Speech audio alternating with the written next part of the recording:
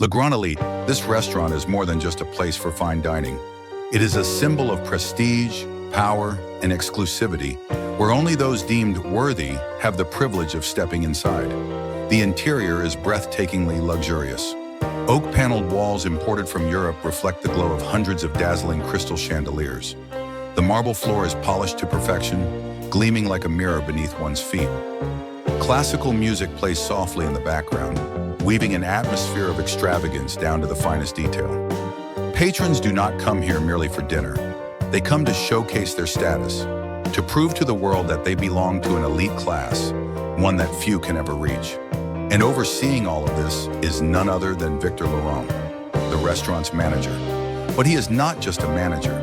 He is the gatekeeper, the one who decides who is worthy and who is not to enter this world of the privileged. Wealth does not always mean nobility. His hair is slicked back meticulously, his custom-tailored suit fitting his lean frame perfectly. But what makes Victor truly intimidating is not his appearance. It is his eyes. The eyes of a man who believes he holds the power to judge another person's worth. Every employee fears him. One mistake, no matter how small, could cost them their job. He does not merely oversee the quality of the cuisine, he dictates who is allowed to dine here. The restaurant doors swing open. A young woman steps inside. She wears a light blue dress, simple yet neat and elegant. She walks up to the reception desk, holding a small handbag. Her face is radiant, though tinged with slight hesitation. "Good evening, I have a reservation," she says softly but confidently. The receptionist barely has time to respond before Victor appears. His gaze sweeps over the young woman from head to toe before he offers a faint smile. "I'm sorry, but our restaurant has a dress code." The woman blinks.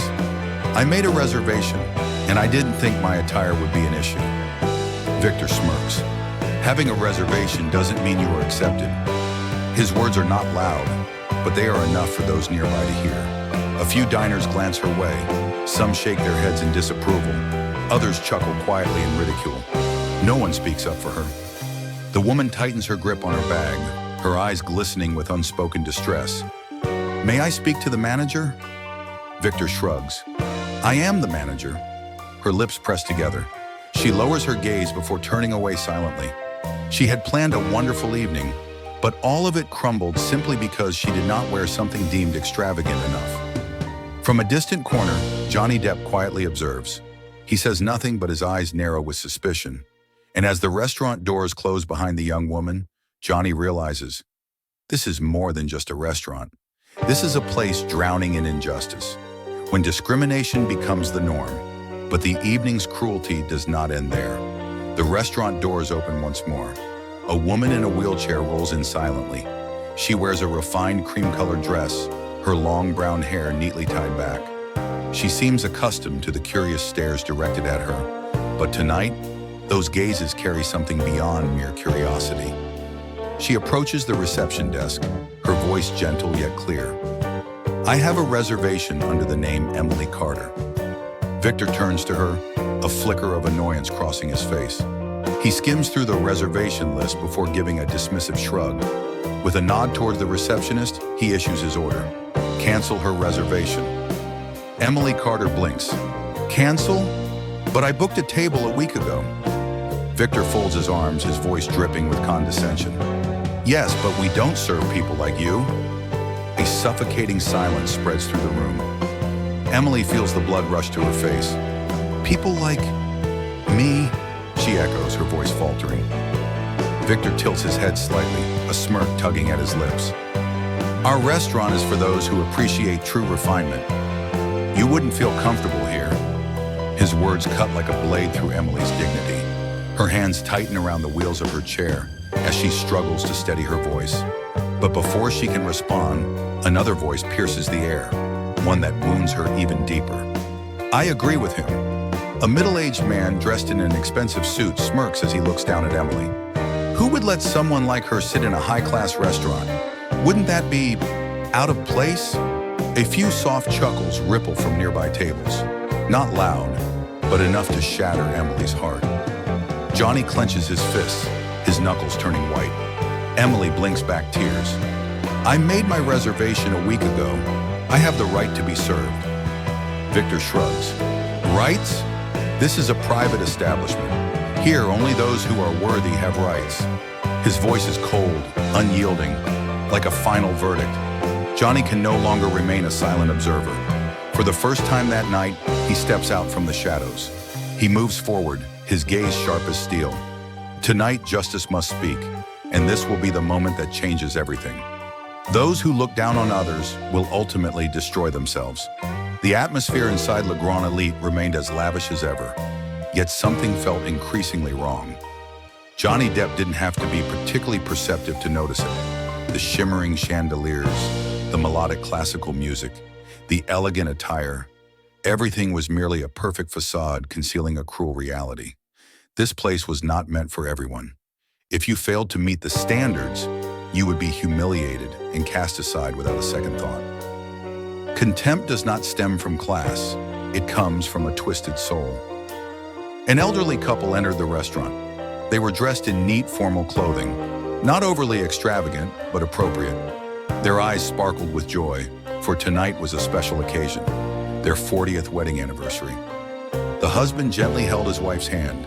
He had spent months preparing for this evening, selecting her favorite dish and booking a table at the most renowned restaurant in the city. But he did not know that in this place, their momentous occasion meant nothing. They sat down excitedly flipping through the menu. The husband offered a warm smile to the waiter. "We would like to order le canard à l'orange." It was a specialty duck dish, usually available only by pre-order. But they had made their reservation in advance. Before the server could respond, a cold voice sliced through the air. Victor Laurent. He stood with his arms crossed, his piercing gaze settling on the elderly couple, as if they had mistakenly wandered into a place that was not meant for them. "I'm sorry, but our restaurant only serves those who truly understand the value of this dish." The wife's brows furrowed slightly, her lips trembling. "We pre-ordered this dish." Victor shrugged, his voice laced with disdain. "Pre-ordering doesn't mean acceptance."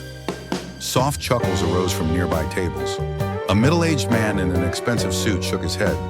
"He's right. Fine dining isn't meant for everyone." The husband tightened his grip on his wife's hand, his expression darkening. The feeling of being looked down upon, of being deemed unworthy, only those who have endured it could truly understand. And from a nearby table, Johnny Depp had seen enough. When the weak are treated as invisible, it wasn't just the guests who suffered. Even the restaurant staff were nothing more than puppets, forced to abide by Victor's ruthless standards. Johnny observed how Victor ran the establishment. The waitstaff kept their heads down, following orders without protest. They dared not voice their thoughts because a single mistake could cost them their jobs. One young waitress caught Johnny's attention. She approached the table to pour wine, but before she could, Victor intercepted her. "What do you think you're doing?" The waitress paled. "I'm serving wine, sir." Victor sneered. "This customer is not suitable for this wine." Taking the bottle from her hands, he turned to the guest, a well-mannered man dressed in modest but respectable clothing. "I'm sorry, but we don't serve this wine to people like you." The man pressed his lips together and set his glass down. No one spoke up. All they could do was endure, but Johnny wouldn't. He slowly placed his water glass down. When justice must speak. Johnny lowered his sunglasses, his eyes gleaming with resolve. He knew this couldn't continue. He had seen enough. Victor Laurent believed he had the right to judge people's worth based on status and appearance, but he had forgotten something crucial. No one had that right. Those who had been humiliated, treated as if they were invisible, they deserved respect just as much as anyone else. And Johnny knew it was time to change everything. The truth cannot be hidden forever. Johnny didn't act impulsively. He continued observing, taking in every small detail. And what he discovered fueled his growing anger.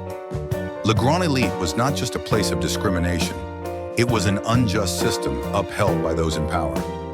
Victor Laurent didn't just look down on customers. He manipulated his own employees. Nearby, a waiter trembled as if he wanted to say something, but dared not. Johnny leaned slightly toward him. "Do you want to say something?" The waiter bit his lip and shook his head, but his eyes said everything. Fear, pressure, and helplessness. Johnny inhaled deeply. He knew he couldn't stand by any longer. Tonight, he would expose everything. No one has the right to decide another's worth. Johnny rose from his seat. Every eye in the restaurant turned toward him. He didn't need to speak loudly. A simple movement was enough to shift the entire atmosphere. He stepped toward Victor Laurent. Victor frowned. "What do you think you're doing?" Johnny smirked. "Just a question." Victor crossed his arms, his expression challenging. Johnny met his gaze head on. "Who do you think truly sets the standards here?" A simple question, but it struck at the core of everything Victor had built. For the first time, he was at a loss for words. The surrounding diners listened intently, because deep down, everyone knew something wasn't right, and Johnny was ready to expose it all. The truth always finds a way to reveal itself.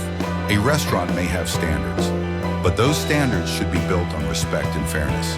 Johnny had lost his patience. He knew it was time to change things, one way or another. And tonight, Victor Laurent would no longer be the one pulling the strings. Justice doesn't come instantly, but it had begun, and nothing could stop it now. It's time for the one in power to face the truth. The air inside Le Grand Élite grew heavier. Ever since Johnny Depp had entered, everything seemed to slow down. Curious glances, hushed whispers. People started wondering who he really was. But Johnny wasn't in a hurry. He took a sip of water, then gently placed the glass on the table. The faint sound of glass against wood echoed, soft but unmistakable. A moment that would change everything. He stood up. Every gaze in the restaurant locked onto him. With a single, deliberate motion, Johnny removed his sunglasses, revealing eyes that burned with quiet intensity. He looked directly at Victor Laurent, the man who thought he controlled everything. And then, his deep, steady voice rang out, clear enough to silence the entire room. "I've seen enough." When the mask of deception falls, Victor Laurent froze for a moment. He was not accustomed to being challenged. He was used to power, to looking down from above at those he deemed beneath him. But at this moment, something was different. Johnny Depp was not an ordinary guest. Victor studied him from head to toe, trying to decipher who this man truly was. And then, the answer struck him like a sharp slap. Johnny took a slow step forward, locking eyes with Victor. Then he spoke, his words carrying an undeniable weight. "I am Johnny Depp, and I am the largest shareholder of this restaurant." A wave of shock rippled through the room. Customers gasped. Employees exchanged stunned glances, too shocked to speak. And Victor Laurent, his face drained of all color. True power does not come from arrogance, but from respect. The tension in the restaurant was palpable. Victor struggled to regain his composure. He forced a smirk, but the confidence in his eyes had vanished. "So, you're not satisfied with our service?" he asked, trying to mask his unease. But Johnny merely raised an eyebrow, his gaze sharp as a blade. He didn't need to raise his voice. His presence alone was enough to turn the entire situation on its head. His eyes swept across the room, taking in the faces of those who had been humiliated tonight. The young woman who had been thrown out simply for wearing a modest dress. Emily Carter, the woman in the wheelchair who had been brutally insulted.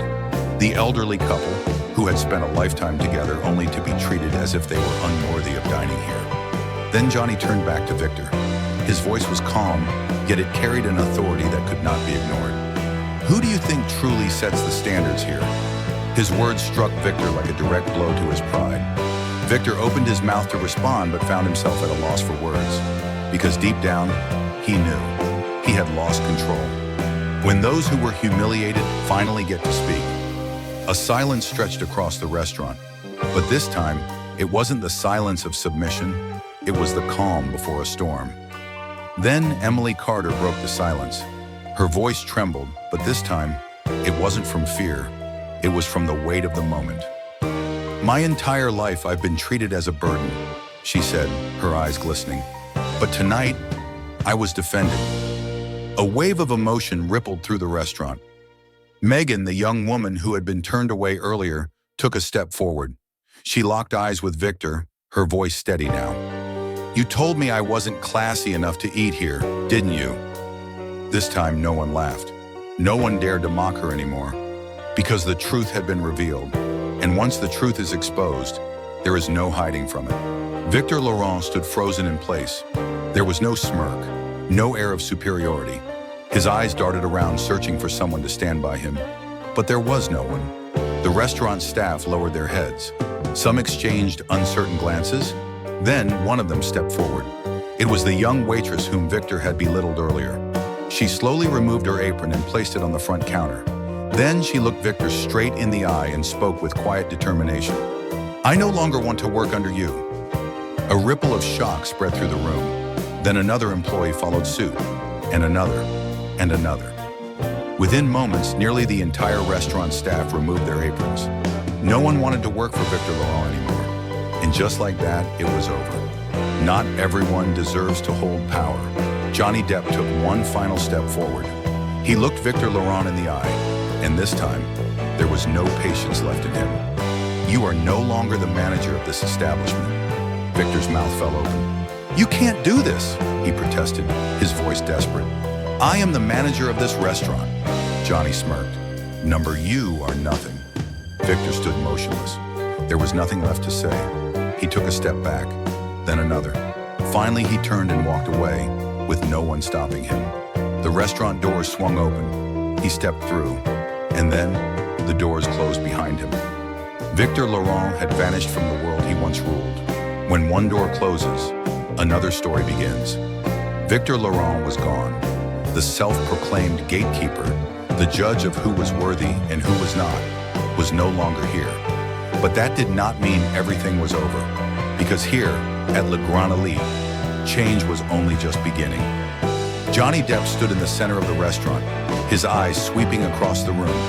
The former guests, those who had been disrespected, still looked stunned. The staff, those who had endured far too much, stood uncertain. No one knew what would happen next. And then, Johnny spoke. It was no longer an accusation, no longer a sentence, but a declaration of a new era. From today, this restaurant will change, from a place of injustice to a symbol of fairness. No one spoke, but the expressions in their eyes began to shift, from worry to curiosity, from fear to hope. Johnny slowly walked to the reception desk. He didn't rush, but every step he took carried an unshakable certainty. He looked at the reservation list before him, the names that had been crossed out, the names that had never been allowed to appear in Victor's records, the names that had been rejected simply because they weren't deemed worthy. He picked up the pen, and then, one by one, he rewrote their names. No one was crossed out. No one was turned away. No more unfair, unspoken rules. Because from this moment on, Le Grand Élite would be a place for everyone. Those who were once rejected could now walk freely inside. The restaurant doors opened once more, but this time, it wasn't to cast someone out. It was to welcome them in. Emily Carter, the woman who had been humiliated by Victor, quietly rolled her wheelchair back into the restaurant. Megan, the young woman in the modest dress, hesitated for a moment at the entrance before stepping inside. The elderly couple, who had been turned away before, returned to their original table. But this time, no one looked at them with disdain. This time, they were served as the valued guests they truly were, because they deserved it. This restaurant would no longer serve arrogance. It would serve people. Johnny stood in the middle of the restaurant, his gaze meeting that of the remaining employees. They looked at him, then at each other. No one spoke, but everyone knew things had already changed. A young waiter stepped forward hesitantly. He swallowed hard, his voice uncertain. "So, who will run the restaurant now?" Johnny looked at him, then at the others. And then, he smiled. He turned to Emily Carter. And what he said next shook the entire room. An irreversible change. A true leader is chosen. "I want you to be the new manager of this restaurant." A stunned silence filled the room. Emily Carter's eyes widened in disbelief. She had never run a restaurant before. She had never imagined herself in a position of authority. And more than anything, she had spent her life being pushed aside.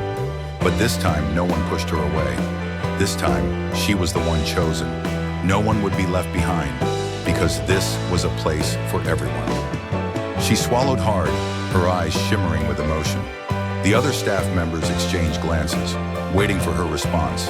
She took a deep breath and looked directly at Johnny. "But she stammered. "I've never been a manager before." Johnny smiled. "You don't need to be perfect. You just need to be someone who respects everyone." Tears welled up in her eyes. She didn't say another word. She simply nodded. And just like that, Le Grand Élite stepped into a new era. From a place of arrogance to a symbol of kindness, no one would be thrown out for not wearing an extravagant outfit. No one would be refused service because they weren't high class enough. No more condescending looks. No more mocking laughter. Now there was only genuine joy. Now there were only warm welcomes. And then, one day, Megan, the young woman who had once been thrown out, approached Johnny. She looked at him, gratitude shining in her eyes, and she spoke words he would never forget. "You didn't just save a restaurant, you changed an entire system of injustice." Big changes don't happen in a daytime past, and Le Grand Élite transformed completely. No one was thrown out for their appearance. No one was rejected for failing to meet someone else's arbitrary standards. No more disdainful looks. No more arrogance-filled words. Now those who had once been pushed aside could walk in with confidence. Emily Carter, the woman who had been humiliated, was now the manager of the restaurant. She ensured that every guest who entered was greeted with the respect they deserved. She wasn't just a leader, she was a symbol of fairness. But that didn't mean the world outside changed as quickly. Because somewhere in a shadowed corner of the city, one man had yet to learn his lesson. And one day, Johnny Depp would cross paths with him again. A man can lose everything, yet still refuse to change. One late night, Johnny stopped by a small convenience store. He didn't expect to see Victor Laurent there. But the moment he walked in, there he was. Victor was no longer the powerful man he once was. No expensive suit, no piercing gaze that once intimidated so many. Now he was just a worn-out, frail man with empty eyes. But it wasn't his appearance that mattered. What mattered was that he still hadn't changed. He was arguing with a young cashier. "Do you even know who I used to be?" His voice still carried that same old arrogance. But this time, no one cared. No one falls twice in the same mud, but some never leave it. Johnny stood silently observing. No one in the store recognized him. But as he looked at Victor, he knew he had learned nothing. He still looked down on others. He still believed his past status entitled him to special treatment. But this time, no one feared him anymore. He was just a man clinging to a power that no longer existed. Johnny stepped closer. Victor saw him and froze. His eyes widened with fear, but then quickly turned into anger. Johnny simply looked at him for a moment, and then he spoke one sentence. "No one falls twice in the same mud, but why do people like you still exist?" Victor stood motionless. There was nothing left to argue, nothing left to justify. He lowered his head and silently walked away. And from that day on, no one ever saw him again. The final lesson wasn't for Victor, it was for all of us. Arrogance can lift someone to great heights, but it can also send them crashing into the abyss. A man can lose everything, but if he refuses to change, he will destroy himself all over again. Victor Laurent had the chance to make things right, but he chose not to. Instead of looking inward, he blamed everything else. And that is why he disappeared. Because the world has no place for those who refuse to learn. Respect does not come from wealth or status. It comes from how we treat others. Some people believe they deserve respect simply because they have money. Some think power gives them the right to trample on others. But they are wrong, because money can disappear, power can fade, but the way you treat people can never be erased. Johnny didn't need to defeat Victor with force or manipulation. He simply stood up, spoke the truth, and gave power to those who truly deserved it. And that is what made him the real winner. Lessons that can change our lives. Respect does not come from appearances or status. It comes from how we treat the people around us. A business cannot survive without fairness, because no customer wants to be treated like an insignificant number. The one who is looked down upon today may hold your fate tomorrow. The people you disrespect today may become the ones who decide your future. Kindness and fairness will always prevail. Not arrogance, not temporary power. Only genuine decency lasts forever. And finally, remember this. Today you may have power, you may have wealth, you may have everything.